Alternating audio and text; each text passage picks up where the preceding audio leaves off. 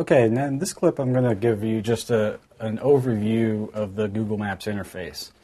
And just real quick, to get here, you can go to maps.google.com or just search for Google Maps. It should come up real fast.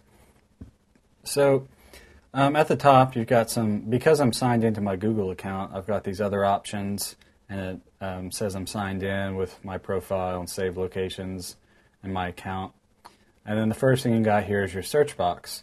You've got search the map, and it brings up a double box if you want to find businesses, the what and the where, and then the start and end address if you're getting directions. And over here on the left is where you have your search results. So whenever you search for something, if you're searching for businesses, they'll pop up over here. And if you're getting directions, your step-by-step directions will pop over here. So the left is where your search results will be, and you see right here it says search results. You've also got your My Maps over here, which I'll talk about later. I'm going to talk about all this, most everything later. I'm just giving you an overview. And then you've got your map right here. You've got some navigation, and you can also click and drag to navigate. And then you've got some view options up here. And then you've got the link to this page option, the email option, and then an option to print the map.